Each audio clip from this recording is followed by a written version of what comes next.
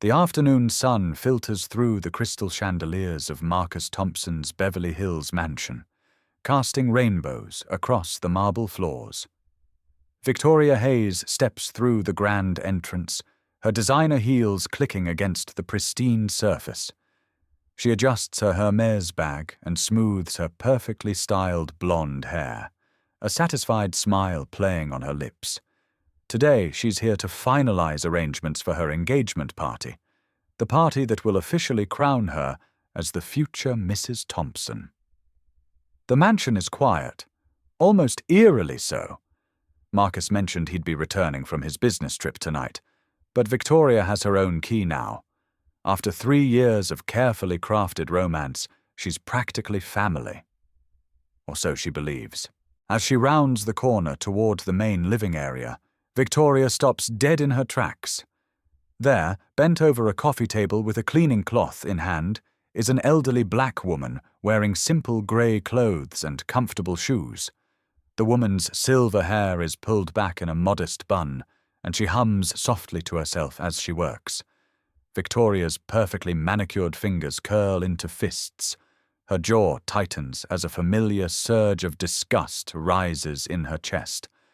"Excuse me," she calls out, her voice sharp enough to cut glass. The woman looks up, startled. Her kind brown eyes meet Victoria's cold blue ones. "Oh, hello, dear. I didn't hear you come in. What exactly do you think you're doing here?" Victoria's voice drips with disdain. "This is a private residence, not some community center." Elizabeth Thompson, though Victoria doesn't know her true identity, straightens slowly, confusion creasing her weathered features. "I'm sorry, there seems to be some misunderstanding." "The only misunderstanding," Victoria interrupts, stepping closer, "is how someone like you got into this house in the first place." Her voice lowers to a venomous whisper. "I suppose Marcus's soft heart got the better of him again, hiring your kind." Elizabeth's expression shifts from confusion to hurt, then to a quiet dignity that only seems to infuriate Victoria more. "Miss, I think you should know." "I should know what?" Victoria's voice rises to a shriek. "That you people always have excuses? That you think you deserve to be in places like this?" She takes another step forward, her face twisted with rage. "Let me tell you something, old woman. I am Victoria Hayes, and I'm about to become the lady of this house, which means trash like you needs to know your place." Elizabeth takes a small step back, her hand instinctively reaching for the simple gold chain around her neck. "Please, if you'd just listen—" But Victoria is beyond listening. Years of carefully suppressed hatred, taught to her by a family that viewed people like Elizabeth as fundamentally less than human, comes pouring out. "Don't you dare tell me to listen. You're nothing but hired help, and not even good hired help at that. Look at this place. You've probably been stealing, haven't you?" The accusation hangs in the air like poison. Elizabeth's eyes fill with tears, but she maintains her composure. "I would never—" "Of course you would never," Victoria mocks, her voice dripping with sarcasm. "You people are all the same, thieves and liars, every last one of you." Without warning, Victoria's hand flies through the air. The sharp crack of flesh meeting flesh echoes through the vast room as her palm connects with Elizabeth's cheek. The older woman stumbles backward, her hand flying to her face in shock and pain. "That's for lying to me," Victoria snarls. "And this," she raises her hand again, "is for thinking you belong in the same space as decent people." The second slap is harder than the first. Elizabeth cries out softly, tears now flowing freely down her cheeks. As she stumbles, her treasured necklace, a gift from Marcus on her last birthday, catches on her shirt and breaks, scattering across the marble floor. Victoria watches with satisfaction as the older woman kneels to gather the pieces of her broken jewelry. "That's right," she says coldly. "On your knees is exactly where you belong."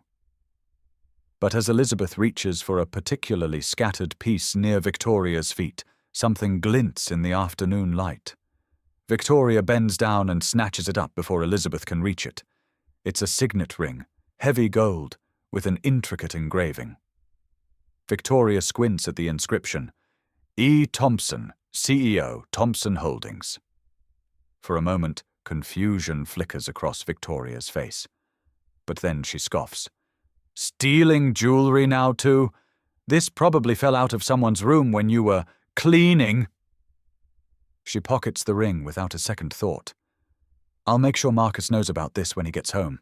Elizabeth looks up from the floor, her cheek already beginning to swell, her eyes filled with a pain that goes far deeper than the physical assault. Please, she whispers, you don't understand who I am. Victoria laughs, a harsh, ugly sound that fills the beautiful room with its venom. Oh, I understand exactly who you are. You're nobody, and by tomorrow you'll be gone. Victoria Hayes has spent her entire 29 years perfecting the art of deception. To the outside world, she's Dr. Victoria Hayes, pediatric surgeon at Cedars-Sinai, a woman who dedicated her life to healing children. Her colleagues see a brilliant professional with a warm smile and a gentle touch. Her medical license hangs in her office next to photos of her with young patients, all carefully selected to show her treating children of various ethnicities. Though if anyone looked closely, they'd notice the conspicuous absence of any candid moments with her black patients. The golden stethoscope around her neck, a gift from Marcus when she completed her residency, catches the light as she paces the Thompson Mansion's living room. To Victoria, it's not a tool of healing, but a symbol of status, a prop in the carefully constructed facade of her life. She touches it now, a nervous habit that betrays the anxiety beneath her polished exterior. Growing up in Charleston, South Carolina, Victoria learned early that appearance was everything.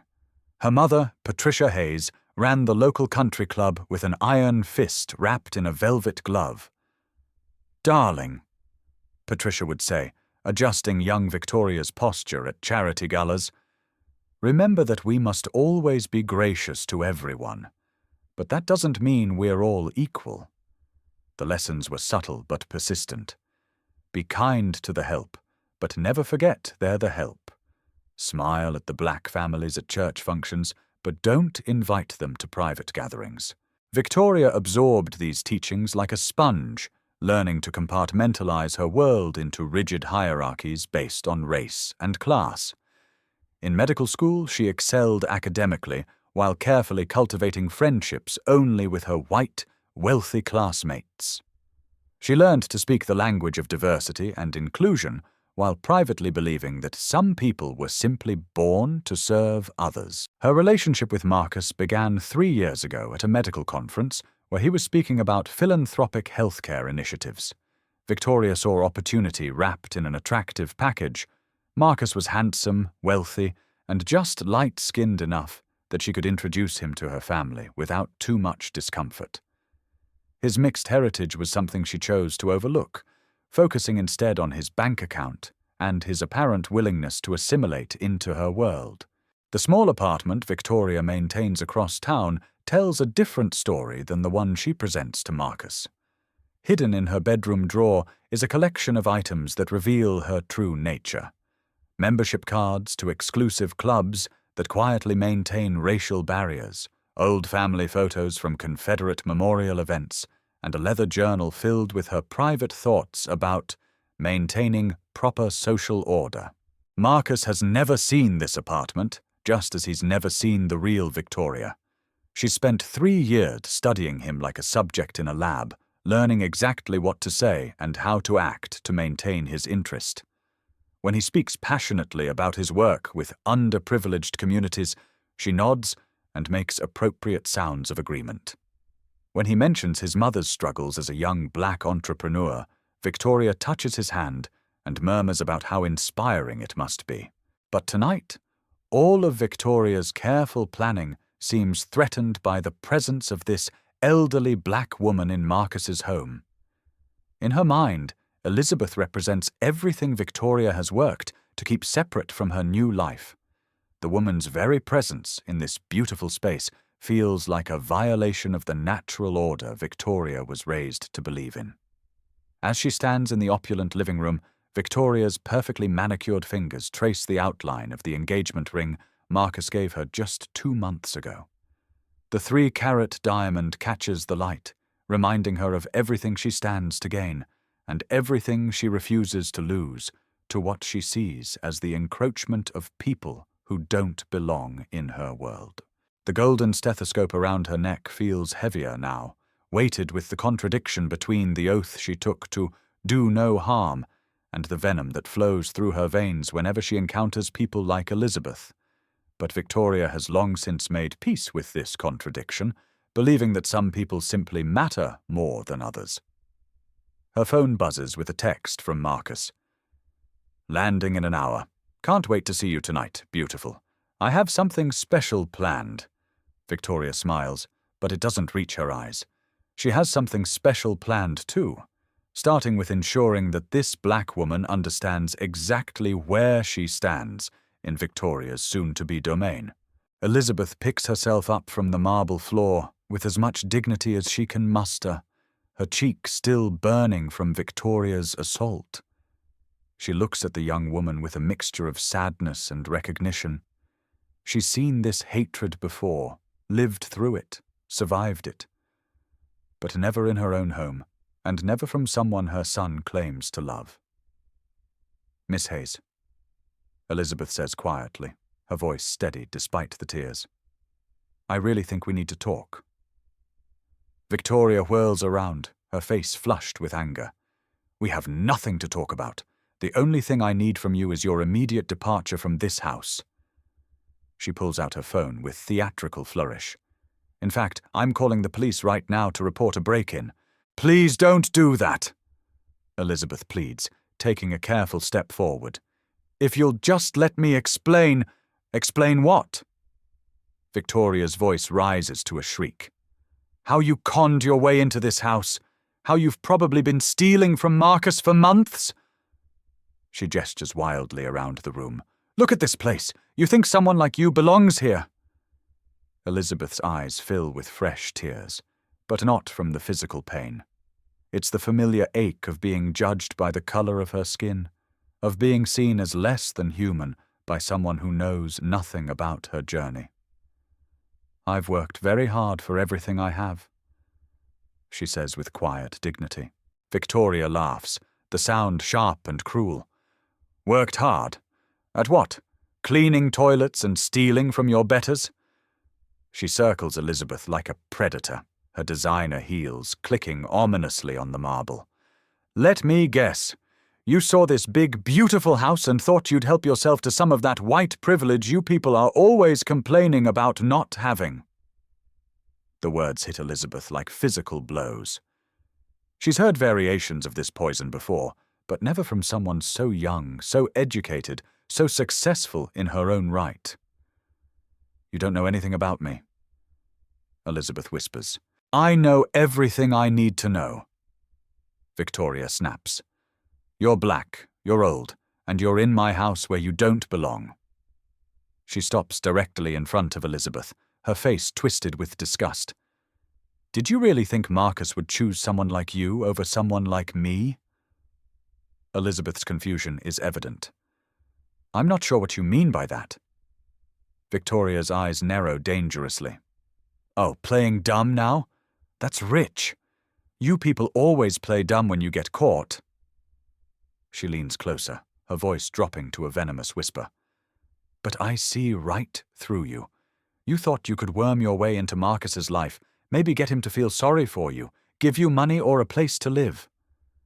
"I would never," Elizabeth begins, but Victoria cuts her off with a sharp gesture.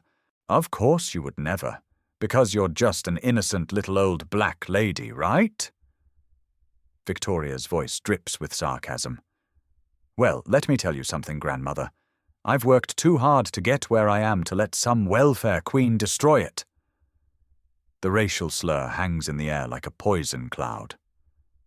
Elizabeth actually gasps, her hand flying to her chest. In all her years, through all the discrimination she's faced, she's rarely encountered such naked, unashamed hatred from someone so young and supposedly educated. Victoria sees the impact of her words and smiles with satisfaction. What's wrong? Cat got your tongue? Not used to people calling you out on your pathetic little games? Elizabeth straightens her shoulders, drawing on reserves of strength built over decades of fighting for respect and dignity. Young lady, I don't know what kind of hatred you were raised with, but it's poisoned your heart. The words hit Victoria like a slap. No one has ever dared to suggest that her upbringing was anything less than perfect. Don't you dare talk about my family, she screams. My family built this country while yours were picking cotton.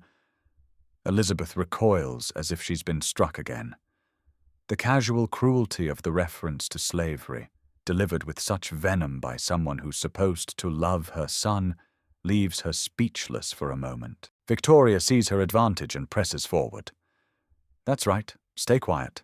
That's what your kind does best anyway. She pulls out her phone again. Marcus is going to be so disappointed when I tell him how the woman he trusted to clean his house tried to intimidate his fiancé. I'm not trying to intimidate anyone, Elizabeth says, finding her voice again. I'm just trying to understand why you're so filled with hate. Hate? Victoria laughs. I don't hate you. You have to matter for me to hate you. You're just in the way. She begins typing on her phone. But don't worry. That problem is about to be solved permanently. Elizabeth watches in growing alarm as Victoria apparently sends a message. What did you just do? Victoria's smile is cold and triumphant. I texted Marcus, told him his cleaning lady got aggressive with me, and I had to defend myself. Amazing how a few bruises can tell such a convincing story. The implication is clear, and Elizabeth's blood runs cold. You're going to lie to him? Lie? Victoria's eyebrows rise in mock innocence. I'm protecting him from someone who obviously has mental health issues. Look at you, disheveled, confused, clearly not stable enough to be working in someone's home. She begins messing up her own hair and pinching her cheeks to create false evidence of an altercation. Elizabeth realizes with growing horror that this young woman is not just prejudiced. She's calculating, manipulative, and completely without conscience. You can't do this, she whispers. I can do whatever I want. Victoria replies, her voice matter of fact. I'm a respected doctor, engaged to one of the wealthiest men in the city. You're a black woman with no credentials, no witnesses, and now no job. She steps closer, her voice dropping to a threatening whisper. Who do you think people are going to believe? The question hangs in the air as Elizabeth realizes the full scope of what she's facing. This isn't just about racism, it's about power, privilege, and the terrible understanding that in this moment, Victoria holds all the cards. Victoria's phone buzzes with a response from Marcus. She reads it and smiles with satisfaction. He's very concerned about my safety, says he'll deal with the situation as soon as he gets home. She looks up at Elizabeth with mock sympathy. I'd start looking for a new job if I were you, though who knows if anyone will hire you after word gets out about your instability. Elizabeth feels the walls closing in around her, but she draws herself up to her full height. The truth will come out, she says quietly. Victoria laughs, the sound echoing through the beautiful room like breaking glass. Truth? Whose truth? The truth of a well-respected white doctor, or the truth of an aging black woman with obviously declining mental faculties? She tilts her head with fake concern. I think we both know which version of the truth people will believe. The sound of the front door opening echoes through the mansion like a gunshot. Victoria immediately switches into performance mode, messing up her hair even more and pinching her cheeks until they're red and blotchy. She arranges herself on the couch in a position that suggests she's been cowering there in fear. Victoria, Mum, I'm home. Marcus's voice carries through the foyer, warm and excited. Victoria's heart skips a beat. "Mom?" She glances quickly at Elizabeth, who has gone very still. But there's no time to process this because Marcus is already walking into the living room, his face bright with anticipation. Marcus Thompson is everything Victoria has spent 3 years trying to capture and keep. Tall, handsome, successful, and just light-skinned enough that her racist family can tolerate him at gatherings. His mixed heritage is something she's learned to work around, focusing instead on his Harvard MBA and his net worth. "Baby!"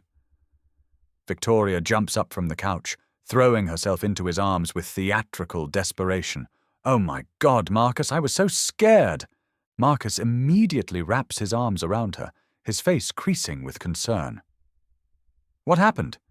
You said there was some kind of incident." His eyes find Elizabeth standing quietly by the window, and his expression changes to one of confusion and then alarm. "Mom, what are you doing over there?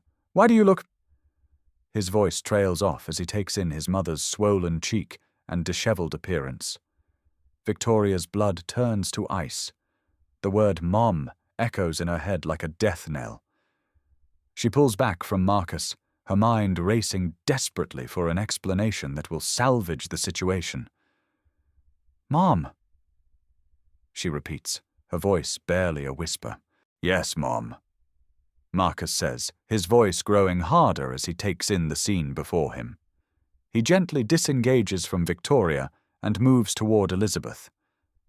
"This is my mother, Elizabeth Thompson. Mom, what happened to your face?" Victoria's world tilts on its axis. The elderly black woman she's been terrorizing, the woman she slapped twice and subjected to the most vile racial abuse, is the mother of the man she's been planning to marry. The mother of her meal ticket. The mother of her entire future. I don't understand," Victoria stammers, but even as she says it, the pieces begin falling into place with sickening clarity. The expensive jewelry, the comfortable way Elizabeth moved through the house, the signet ring Victoria pocketed. "She can't be— she's— She's what, Victoria?"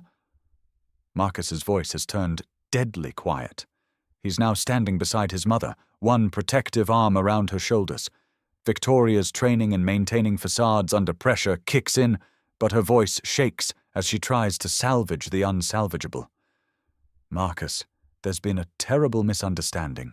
I came here to prepare for tonight, and I found this woman in the house. She said she was cleaning, but she was acting so strangely, and when I asked her questions, she became aggressive." "Aggressive?"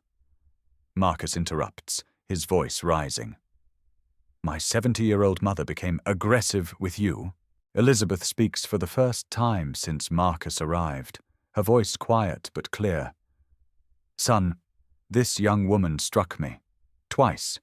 She called me terrible names and told me I didn't belong in this house because of the color of my skin." The words hit Marcus like physical blows. He stares at Victoria as if he's never seen her before.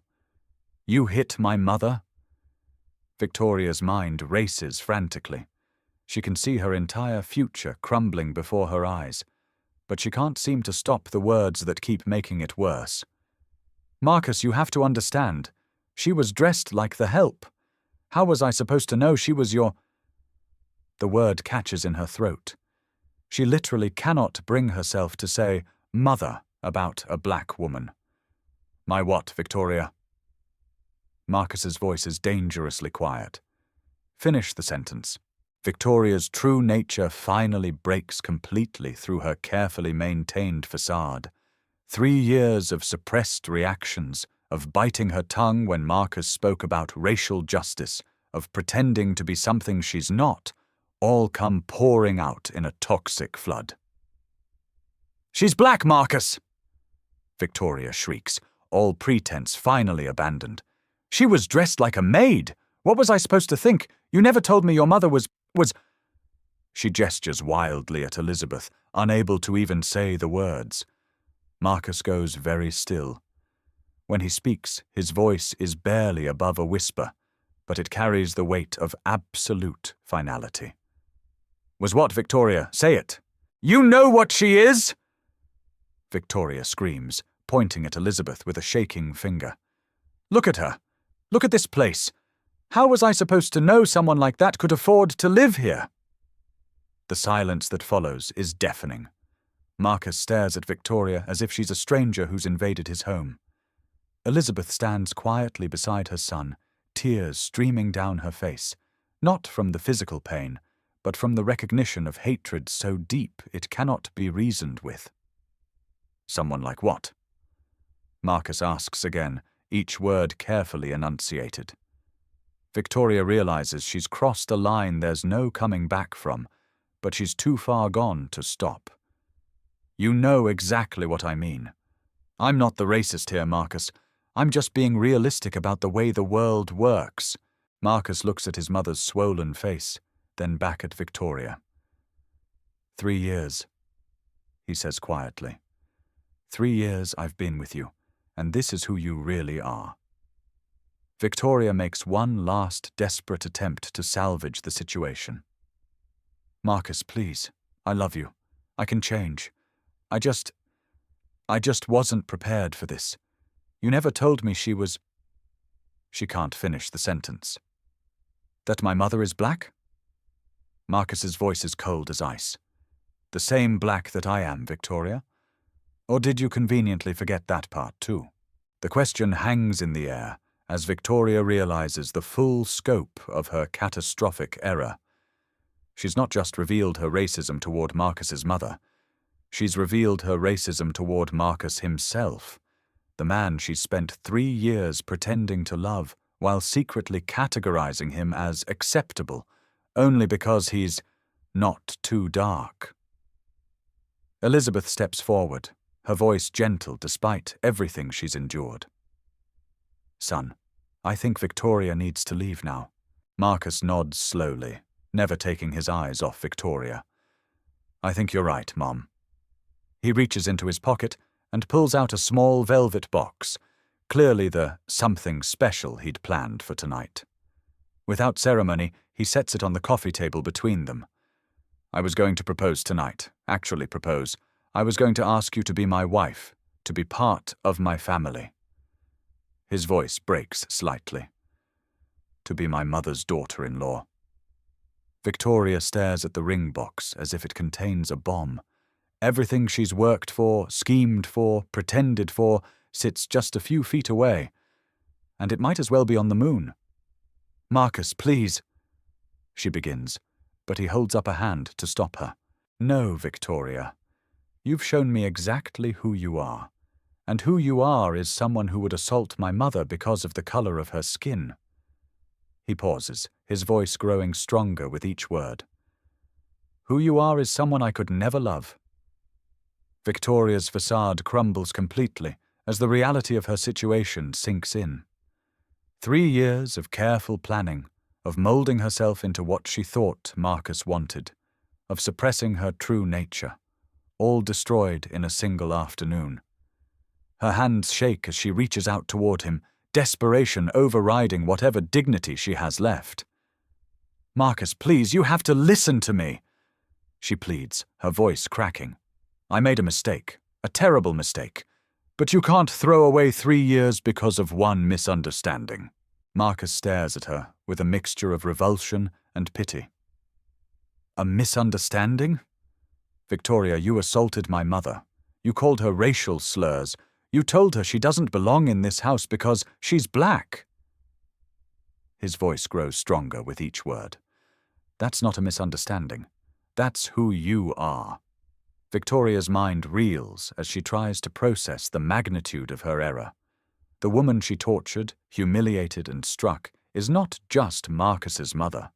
She's Elizabeth Thompson, the woman who built the medical empire that made Marcus one of the most eligible bachelors in the city. Victoria suddenly remembers fragments of conversations where Marcus mentioned his mother's business acumen, her rise from poverty to incredible success, her fierce determination to create opportunities for others. I didn't know, Victoria whispers, but even she realizes how pathetic it sounds. Didn't know what?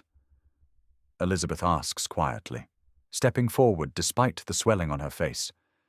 That I was human? That I deserve basic respect regardless of who my son is?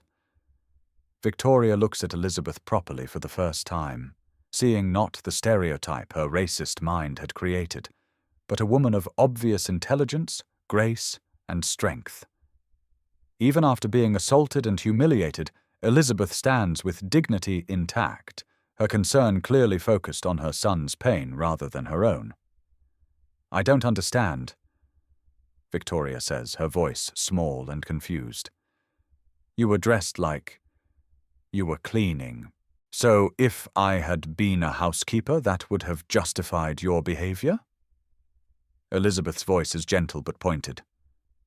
"If I had been a woman working hard to support her family, that would have made it acceptable for you to hit me and call me names?" Victoria's mouth opens and closes like a fish out of water. Her entire worldview is built on hierarchies, on the belief that some people inherently deserve better treatment than others. The idea that a person's worth isn't determined by their job or their race is so foreign to her that she literally cannot process it. Marcus watches this exchange with growing clarity about who Victoria really is. 3 years, he says quietly. 3 years you've been lying to me, pretending to care about my work with underprivileged communities, nodding along when I talked about racial justice, all while thinking— he gestures toward his mother— while thinking this about people who look like me. Victoria's desperation reaches a fever pitch. She drops to her knees in front of Marcus, grabbing at his hands. "Marcus, I love you. I can change. I swear I can change." Tears stream down her face, but they're tears of self-pity, not genuine remorse. "Don't throw away our future because of one mistake." Marcus gently but firmly removes his hands from her grasp. "Victoria, this isn't one mistake. This is who you are. This is who you've always been." His voice is sad but resolute. "I fell in love with someone who doesn't exist." Victoria's sobs grow louder, more desperate. "But I can become that person, for real this time. Marcus, please, without you, I have nothing." The admission hangs in the air, revealing the transactional nature of what Victoria thought was love. Elizabeth and Marcus exchange a look of understanding. Victoria never loved Marcus the person, only Marcus the lifestyle. "You have your career," Marcus says quietly. "You have your medical practice. You have—" "No!" Victoria screams, her composure completely shattered. "Don't you understand? I did everything for you. I chose pediatrics because I knew you'd like that. I pretended to care about charity work. I smiled at your black friends even though they made me uncomfortable." The words pour out in a toxic flood, each one sealing her fate more completely. Marcus steps back as if Victoria's words are physically striking him. "You pretended to care about charity work? Work with children who look like me?" Victoria realizes too late that her desperation has led her to reveal the full extent of her deception. I mean, I do care. It's complicated for people like me." "People like you?" Elizabeth asks softly. Victoria looks between Marcus and Elizabeth, seeing the identical expressions of disgust and disappointment on their faces. For the first time in her life, she's being judged not by the color of her skin or her family's money, but by the content of her character. And she's been found wanting. "You don't understand," Victoria says, her voice taking on a whining quality. "I was raised a certain way. My family, my friends, everyone I know believes that there are natural orders to things. That doesn't make me a bad person." Marcus shakes his head slowly. "Victoria, you hit my mother because she's black. You called her racial slurs. You threatened to have her arrested for existing in her own home." His voice grows stronger. "If that doesn't make you a bad person, what does?"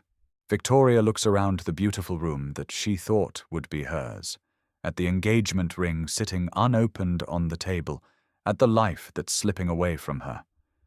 "This isn't fair," she whispers. "I love you. That should count for something." Elizabeth speaks for the first time in several minutes, her voice gentle but firm. Love doesn't try to hurt the people someone cares about. Love doesn't see skin color as a measure of worth.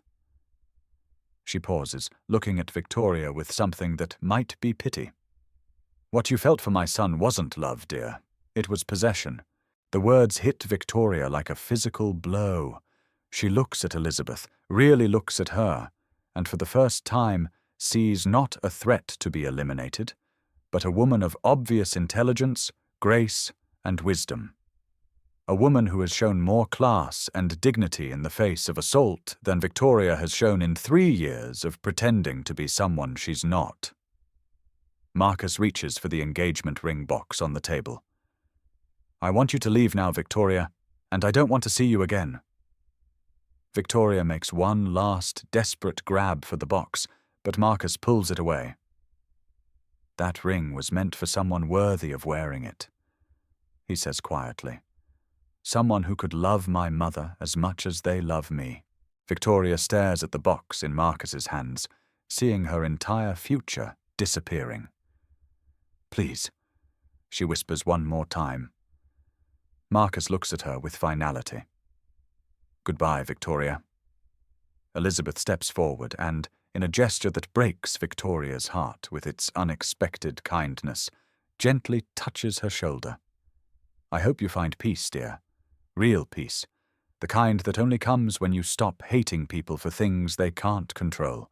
Victoria looks into Elizabeth's kind eyes and sees reflected there all the ugliness she's carried in her heart. For the first time in her life, she's face to face with the consequences of the hatred she was taught to nurture. The realization doesn't make her a better person.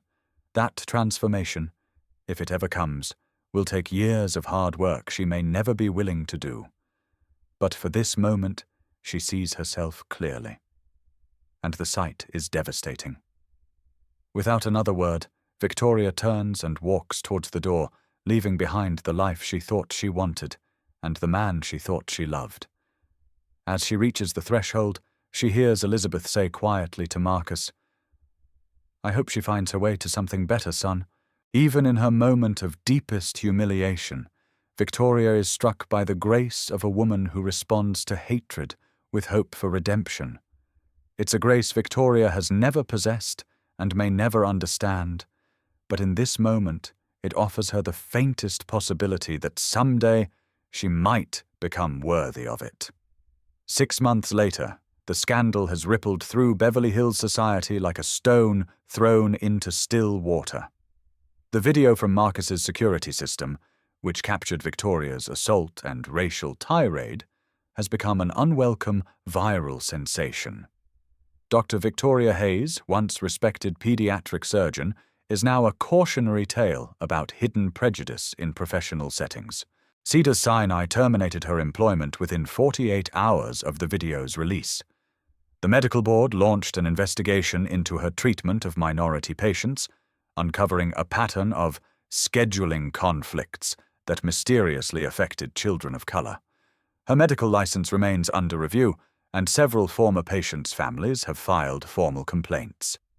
Victoria sits in a sparse studio apartment in a less fashionable part of the city, a far cry from her previous Beverly Hills lifestyle. The designer clothes have been sold to pay legal fees. The golden stethoscope, Marcus's gift, sits in a drawer, untouched since that devastating afternoon. She's lost weight, her once perfect appearance now hollow and drawn. The woman who stares back at her from the bathroom mirror is a stranger. Gone is the polished facade, the careful makeup, the confident smile. What remains is someone Victoria has spent her entire life avoiding, herself, without the armor of privilege and pretense. Her phone rarely rings anymore. Former friends have distanced themselves, unwilling to be associated with such public disgrace. Her family in Charleston expressed disappointment, not at her racism, but at her carelessness in being caught. We taught you better than to let them see who you really are," her mother said during their last conversation. But it's the silence from Marcus that cuts deepest. Not anger, not recrimination, just complete absence, as if their 3 years together never existed. Victoria finds herself scrolling through old photos on her phone, images of happier times when she thought she had everything under control. In every picture, Marcus looks genuinely happy, while Victoria now recognizes her own expression as performative, calculated. The irony isn't lost on her that the first time she acted completely authentically, revealing her true beliefs and prejudices, was the moment she lost everything she thought she wanted. Meanwhile, across the city, Elizabeth Thompson has returned to her normal routine with characteristic resilience. The swelling on her face has long since healed, but the experience has left her more determined than ever to use her platform for positive change. She's established the Dignity Initiative, a program that provides sensitivity training for healthcare workers and addresses racial bias in medical settings. "Every crisis is an opportunity," she tells the board of directors at the program's launch. "What happened to me happens to countless others every day, but they don't have the resources or platform to address it. We do." Marcus has thrown himself into expanding the family's charitable work. The engagement ring Victoria never received has been sold, with the proceeds funding scholarships for minority students entering medical school. He's dating again, carefully, slowly, with hard-won wisdom about the difference between attraction and compatibility, between surface charm and genuine character. On a warm Tuesday evening, exactly 1 year after Victoria's assault, Elizabeth is in her garden when the doorbell rings. She's not expecting anyone, but opens the door to find Victoria standing on her doorstep. The transformation is startling. Victoria looks older, worn down, but there's something different in her eyes. "Mrs. Thompson?" Victoria says quietly. "I know I have no right to be here." Elizabeth studies her for a long moment. "What do you want, Victoria?" "I wanted to apologize. Really apologize. Not because I want something or because I'm trying to fix my reputation. Just because what I did to you was unforgivable, and you deserved better." Elizabeth continues to regard her silently. Victoria takes a shaky breath and continues. "I've been going to therapy. Court-mandated at first, but then I kept going. I'm learning things about myself that I don't like very much." Victoria's voice cracks slightly. "I learned that the hatred I carried wasn't really about you or people who look like you. It was about my own fear, my own insecurity, my own need to feel superior to someone." Elizabeth nods slowly. "And what else did you learn?" "That I never loved Marcus. Not really. I loved what he represented, what he could give me. But I never saw him as a person, just like I never saw you as a person." Victoria wipes her eyes. "I'm not asking for forgiveness. I know I don't deserve it. I just wanted you to know that I understand now how much damage I did." Elizabeth is quiet for a long moment, studying Victoria's face. Finally, she steps back and opens the door wider. "Would you like some tea?" Victoria's eyes widen in surprise. I don't deserve your kindness." "Kindness isn't about what people deserve," Elizabeth says gently. "It's about who we choose to be." They sit in Elizabeth's kitchen, 2 women from different worlds, sharing a pot of tea and a conversation that neither could have imagined a year ago. Victoria doesn't ask for forgiveness. She's learned enough to know that forgiveness can't be demanded or earned through a single conversation. Instead, she listens as Elizabeth talks about her own journey, her early experiences with racism, the choice she made to respond to hatred with grace. "I could have become bitter," Elizabeth says. "Many people in my position do, and they have every right to. But bitterness only hurts the person carrying it. I chose to build something better instead." Victoria nods, tears streaming down her face. "I don't know if I can ever be that strong. Strength isn't about perfection." Elizabeth replies.